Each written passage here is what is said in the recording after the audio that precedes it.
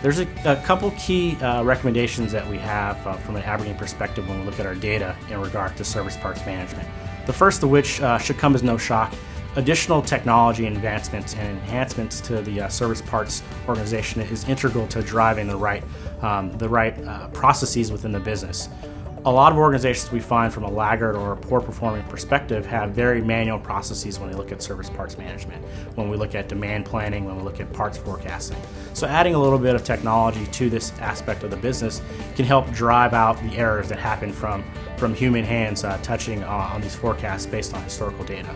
So looking at better technology in the side of the business is pretty integral when we look at differentiating from a best-in-class perspective. We also find that top performers actually automatically rebalance their inventories based on service demand and use in the field from a parts perspective. So linking these two together helps ensure that you're not carrying excess inventory, once again going to the profit-centric view of service, but also having the right parts when your customers need it in the field to help at the customer satisfaction and resolving issues quickly, if not the first time. A third recommendation for how organizations can excel when we look at service parts management is actually providing the right information to key leaders within the business.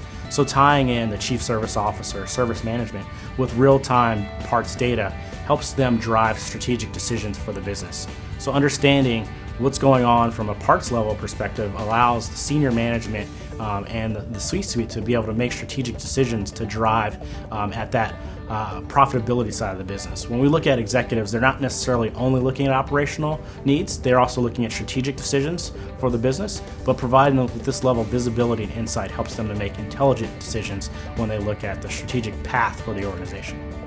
And a final recommendation is actually tying in the supplier network when we look at parts management. So once again, without providing visibility and insight for your entire supplier network, they're not able to understand which parts are failing more frequently in the field, which parts are coming back, which assets are going down, and how they can manage your service demand and stay on point when you look at aligning both your supplier network with your internal assets from a service perspective in order to resolve issues in the field.